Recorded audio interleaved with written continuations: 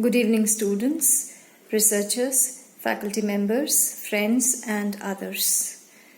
Today is a great day, a momentous day, because it is the National Education Day, the birth anniversary of the first Education Minister of Independent India, Dr. Maulana Abul Kalam Azad. And this day is very significant because it emphasizes the role that education has in shaping our future, especially the future of young Indians.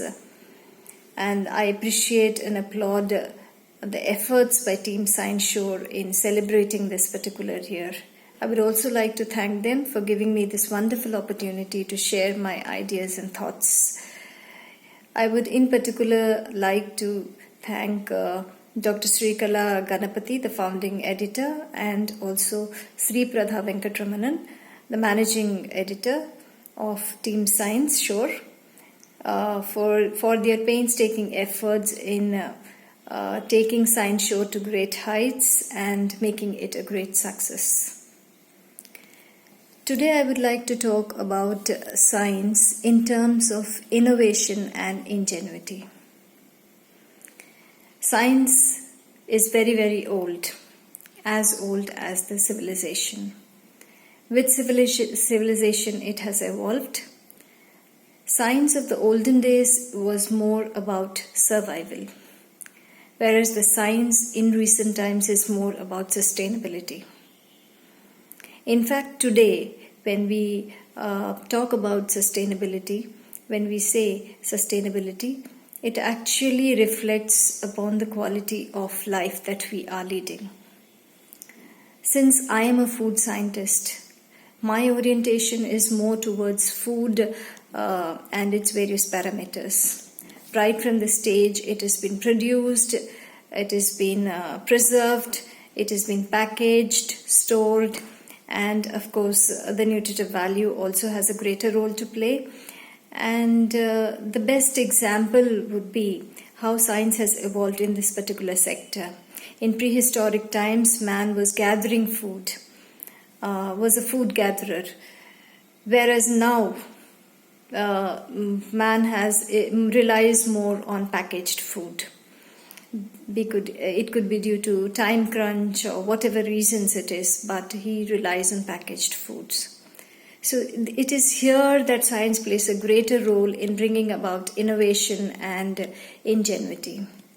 These are two important words which have a great role to play in creating new foods, in creating functional foods, foods that not only meet the demands of the population, but where foods can be engineered so that they can also meet the demands of individual body systems.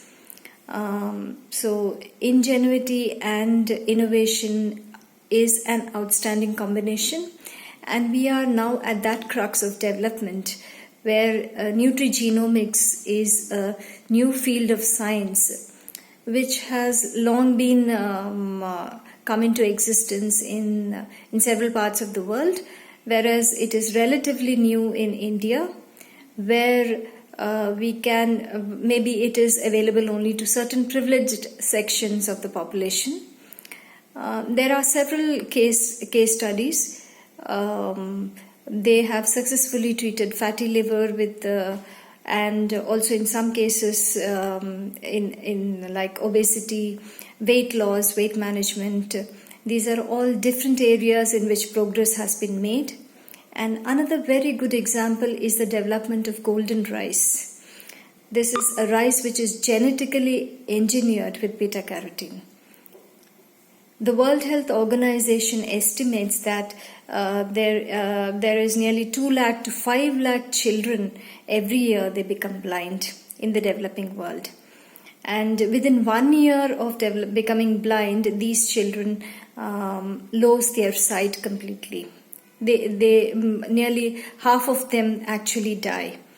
And this golden rice can be a potential to protect hundreds and thousands of these vulnerable children in the developing world. So food has a greater role to play in helping us to deal with our health issues.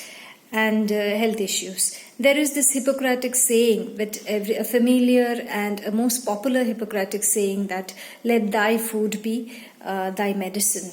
But this particular saying is long forgotten and neglected.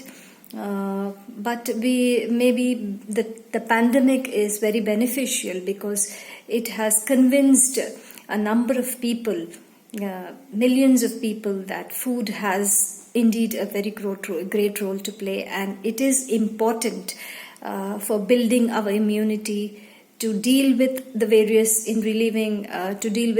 health problems, in relieving our inconveniences, body inconveniences. But how far are we able to achieve it is still a big question mark, because there is a surplus of information everywhere about nutrition, about health, about food, and how far are we successful in decoding the information that is available to us is again a big question. And maybe in this area, functional foods have a great role to play, because they are the promising future. They have a very promising future, and they claim to improve the health of the populations. So I would like to conclude by saying that there is hope, and hope is the only thread that we can cling on to. And I urge young minds to use their innovative and intellectual abilities to create sustainable products and to meet the demands of the growing populations. And above all, they must reach the target groups. So I would like to conclude by thanking Team Science Shore, my wholehearted gratitude to Srikala and team for this wonderful opportunity. Thank you.